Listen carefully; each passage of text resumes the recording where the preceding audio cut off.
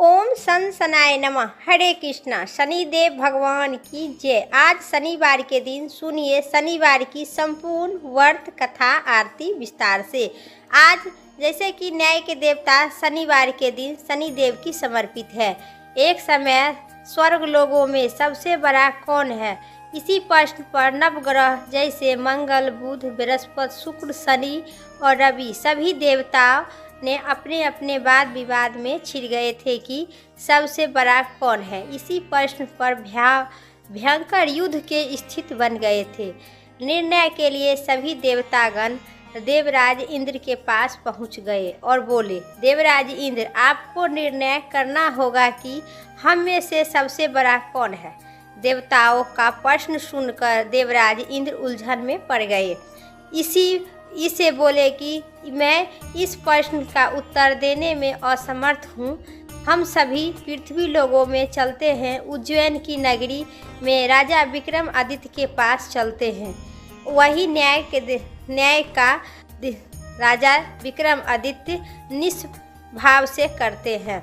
देवराज इंद्र सहित सभी नव ग्रह देवता उज्जैन नगरी पहुँच गए।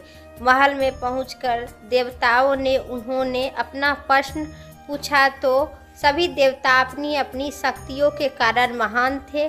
किसी को छोटा या बड़ा कहना उनके लिए क्रोध और असमंजस था। भयंकर हानि भी पहुंच सकती थी। अचानक राजा विक्रमादित्य को एक उपाय सुझाव और उन्होंने विचित्र धातुओं को नवग्रह के धातुओं अलग अलग धातुओं का निर्माण करवाए, जैसे कि स्वर्ण, रजत, चांदी, कांसा, तांबा और सीसा, राग, जस्ता, अभ्भक, लोहे। 9 आसन बनवाए। धातुओं के गुण के अनुसार सभी आसन पर एक दूसरे के पीछे रखवाकर उन्होंने सभी देवताओं के अपने अपने सिंहासन पर बैठने के लिए कहे। देवताओं ने बैठने के बाद राजा विक्रमादित्य ने कहा, आपका निर्णय तो स्वयं हो गया। जो सबसे पहले सिंहासन पर विराजमान है वही सबसे बड़ा है और पीछे आसन पर बैठने के कारण विक्रमादित्य ने छोटा, जो सबसे पीछे बैठा है वही छोटा है। यही सुनकर शनिदेव ने बहुत उनका अपमानजनक हुआ और कहने लगे कि तुम मेरी शक्ति से परिचय नहीं हो।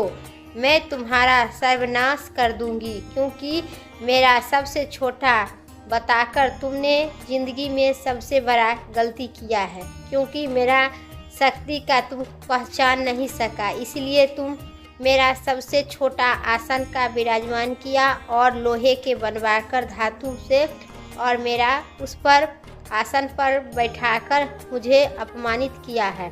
क्योंकि मैं शनिदेव हूँ। मैं सभी साढ़े 7 साल किसी पर लगाते हैं। मेरा प्रकोप से आज तक स्वर्ग लोगों से लेके मृत्यु लोगों तक कोई नहीं बचा है। तुम क्या चीज़ है? राजा विक्रमादित्य ने सुनकर उनका तो थोड़ा बहुत असमंजस और भयंकर भी हुआ। फिर भी वह जैसे कि पहले से न्याय करते थे उसी प्रकार से करने लगे। शनिदेव ने कहे, सूर्य एक राशि पर 1 महीने तक, चंद्रमा 2.25 महीने तक रहते हैं और बुध और शुक्र 1 महीना तक, बृहस्पति 13 महीना तक रहते हैं। लेकिन मैं किसी भी राशि पर 7.5 वर्ष तक रहती हूँ। बड़े बड़े देवताओं को मैंने अपने प्रकोप से पीड़ित किया है।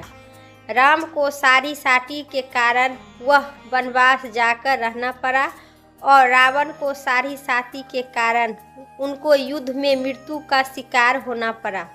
राजा सब तू मेरे प्रकोप नहीं देखा है। मेरा प्रकोप से बचना मुमकिन है।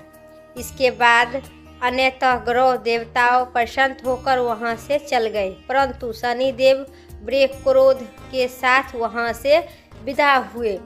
राजा विक्रमादित्य पहले की तरह न्याय करते रहे। उन्होंने राज्य में सभी स्त्री एवं पुरुष बहुत आनंद पूर्वक जीवन यापन कर रहे थे। कुछ दिन बाद ऐसा ही बीतने के बाद उधर से शनिदेव अपना अपमान को भूल नहीं सके। विक्रमादित्य के बदला लेने के लिए वह एक दिन शनिदेव ने घोड़े के व्यापारी के रूप के होने के कारण व्यापारी बनकर उस नगरी में पधारे। राजा विक्रमादित्य ने राज्य में किसी घोड़े को व्यापारी के आने का समाचार सुने तो वह अपने राजपाल को कुछ घोड़े खरीदने के लिए भेजे। बहुत सुंदर कीमती घोड़े थे। राजपाल ने जब आपस जाकर और लौटकर इस शक्तिशाली घोड़े को पसंद किया तो बहुत महंगा घोड़ा था। घोड़े की चाल देखना वहाँ से आकर राजपाल ने सभी जानकारी विक्रमादित्य को दिया और सुंदर फिर वहाँ से खुद विक्रमादित्य उस घोड़ा के खरीदने के लिए गए। देखे कि बहुत सुंदर सुंदर घोड़ा है। वह एक घोड़ा शक्तिशाली और सुंदर पसंद कर वह घोड़े के चाल देखने के लिए राजा उस पर बैठ गए और सवार हुए तो वह घोड़ा बिजली की गति से दौड़ पड़ा। तेजी से दौड़ते दौड़ते घोड़ा राजा को दूर देश जंगल में ले गया और फिर राजा को वहीं गिराकर जंगल से गायब हो गया एवं अंतर्ध्यान हो गया। राजा अपने नगर को लौटने के लिए जंगल में भटकने लगे। उन्होंने लौटने का कोई रास्ता नहीं मिला। राजा को भूख प्यास लगा भी आई। बहुत घूमने पर उसे एक चरवाहा मिला जो गाय को चरा रहे थे। राजा ने उनसे रास्ता पूछे। वह चरवाहा ने उस जंगल से निकलने के लिए एक मार्ग बताया। फिर उसी चरवाहा से विक्रमादित्य ने उनसे पानी मांगकर और पी लिए। फिर उनको अपनी हाथ के अंगूठी निकालकर उस चरवाहा को दिए। फिर उस चरवाहा प्रसन्नतापूर्वक विक्रमादित्य को उस जंगल से निकालकर और गांव के तरफ के रास्ता बताए। विक्रमादित्य फिर उस जंगल से निकलते निकलते एक गांव में पहुंचे जहां एक साहूकार का दुकान था। उसी दुकान पर बैठ गए। राजा ने एक सेठ दुकान पर बैठने कुछ देर आराम किए कि उस सेठ ने बातचीत करना शुरू कर दिया। राजा ने अपने बताए कि मैं उज्जैन नगरी से आई हूँ। राजा कुछ देर दुकान पर बैठे कि सेठ जी की बहुत सी बिक्री हुई।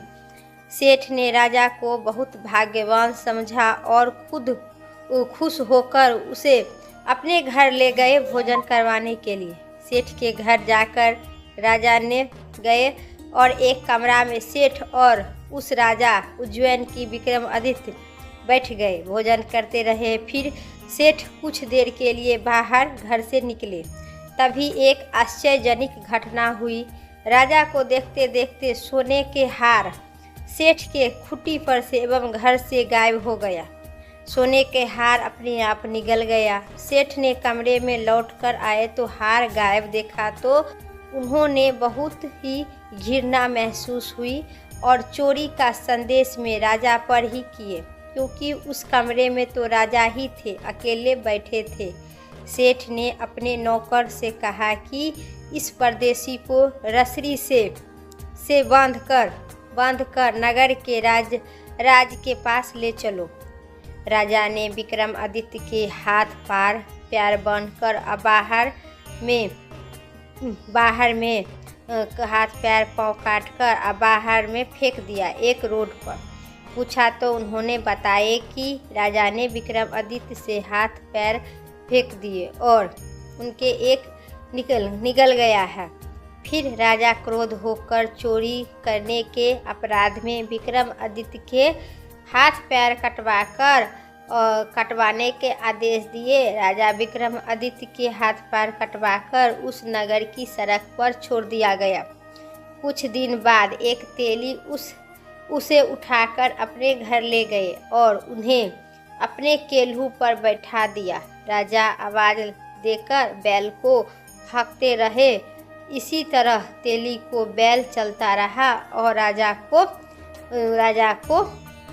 हाँकता रहा। इसी तरह तेली को बैल चलता रहा। उसी प्रकार से राजा विक्रमादित्य के भोजन 2 टाइम के मिलता रहा। शनिदेव की प्रकोप से सारी साटी पूरी होने पर बसंत ऋतु प्रारंभ हुई। राजा विक्रमादित्य एक रात मेघ महाल गा रहा था तेली के घर में।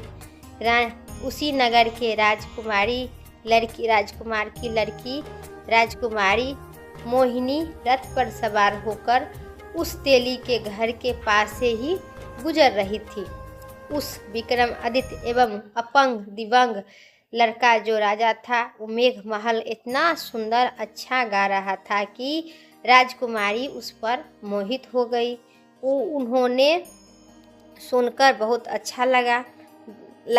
दासी को भेजकर गाने वाले को बुलाने के कहे। दासी ने लौटकर राजकुमारी को अपंग राजा के बारे में सब कुछ बता दी।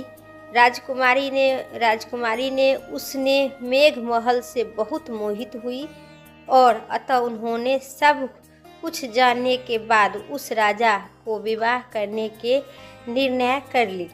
राजकुमारी ने अपने माता पिता से सब कुछ कहा। यह बात भी कही कि वे तो हैरान हो गए।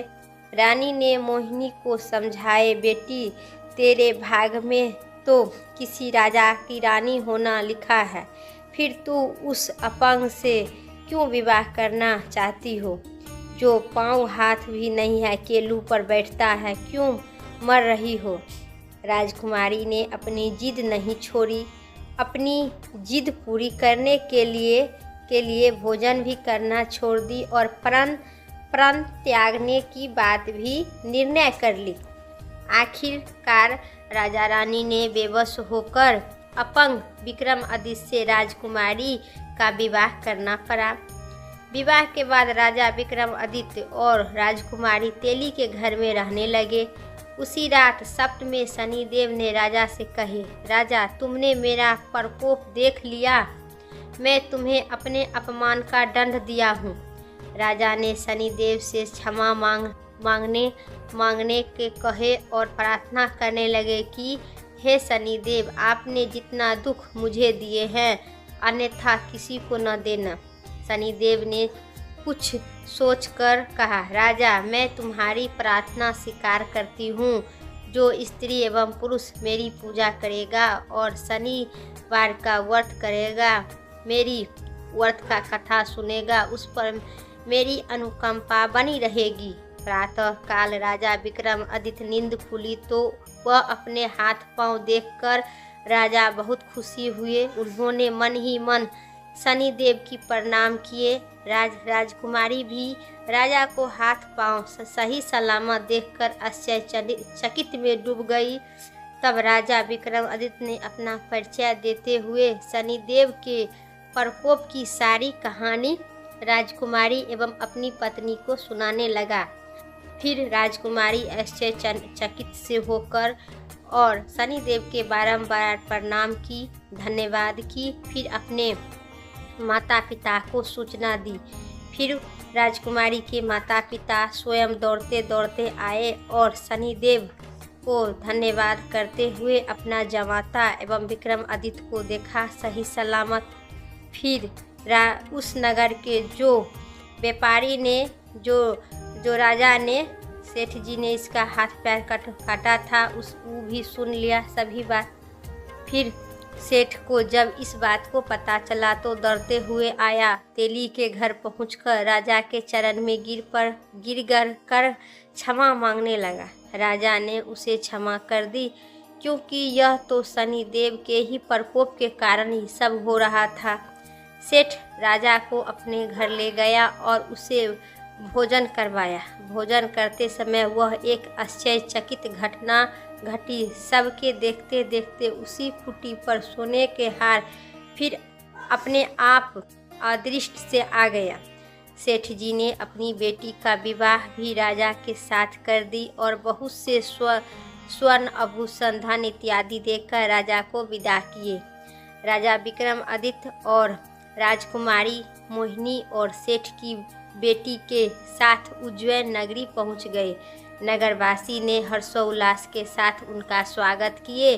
अगले दिन राजा विक्रमादित्य ने पूरे राज्य में घोषणा करवाई कि जो आज शनिवार के दिन सब देवों से श्रेष्ठ प्रत्येक एवं स्त्री एवं पुरुष शनिवार को उनका व्रत करो और व्रत का कथा आवश्यक पढ़ो एवं सुनो।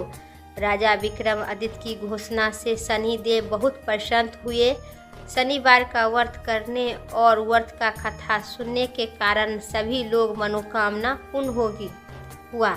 शनिदेव की अनुकंपा से पूरी होने लगी। सभी लोग आनंद पूर्वक रहने लगे।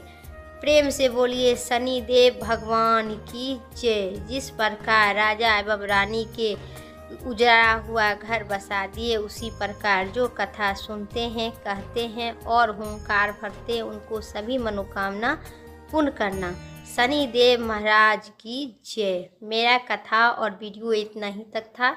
उम्मीद करते हैं आप सभी का इस वीडियो पसंद आई। तो प्लीज़ चैनल पर नए हैं तो लाइक करके पक्का सब्सक्राइब करें। कमेंट बॉक्स में शनिदेव भगवान की जय ज़रूर लिखें। फिर अगली वीडियो लेके आते हैं। तब तक के लिए जय श्री राम।